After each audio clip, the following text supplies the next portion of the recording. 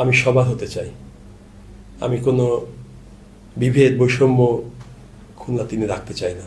43টা 44টা 45টা murder হয়ে গেল, এখানে প্রশাসনে নির্বিকারভাবে প্রশাসন বসে থাকবে, সরকারি টাকায় বেতন নেবে, এসি গাড়িতে ঘুরবে, এসি বাসায় ঘুমাবে, এসি রুমে থাকবে।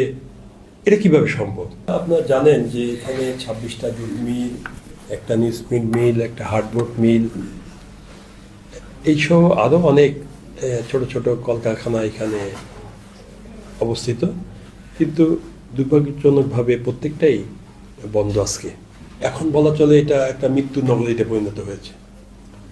স্বাভাবিকভাবেই এই অঞ্চলের বাসিন্দারা যারা এই সব মিলের উপর নির্ভরশীল ছিল, তারা এখন অসহায় তো বটেই, মানবত জীবনযাপন করছে। আমি সবসময় চেষ্টা করেছি তাদের পাশে থাকার।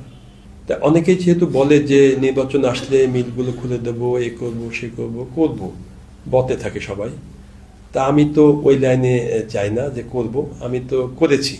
আমার জানা মতে বাংলাদেশের কোনো শহরে এত অবনতি আমি দেখতে পাইনি।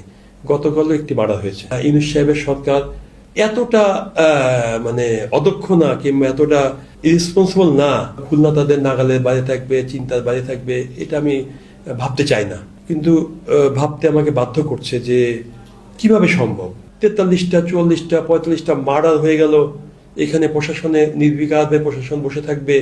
তাই আমি আপনার মাধ্যমে বলতে চাই যে জনগণের জীবন নিয়ে সিনেমিনি খেলার অধিকার ইউনূস সাহেবকে দেওয়া হয়নি।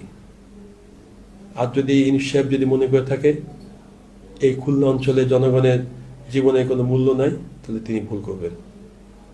জনগণ যদি একবার রাজপথে নামে, এর পরিণতি ভালো হবে না। কোটা আন্দোলন থেকে শুরু হয়েছে, যদিও কোটা আন্দোলন, কিন্তু বিষয়টা কোটার মধ্যে সীমাবদ্ধ ছিল না। প্রত্যেকটা ছেলে মেয়ের স্বপ্নই ছিল যে তারা লেখাপড়া একটা সুস্থ পরিবেশ চায়, নিশ্চিত জীবনের লক্ষ্যে একটা চাকরি চায়। এই চাকরিটা হবে মেধা ভিত্তিতে, কোটার ভিত্তিতে নয়। আমাদের চেয়ারপারসন দেশনেত্রী বেগম খালেদা জিয়া আছেন, ভারপ্রাপ্ত চেয়ারম্যান তারেক সাহেব আছেন, এটা সেই লেভেলের সিদ্ধান্ত। আমি মনে করি না যে আমি এখনো ওই পর্যায়ে যোগ্যতা অর্জন করতে পেরেছি কিনা জানি না মন্ত্রী হওয়ার। সবার আমি সবার হতে চাই। আমি কোনো বিভেদ বৈষম্য খুলনা তিনি রাখতে চাই না। সবার বকুল, এটাই হবে আমার কাম্য।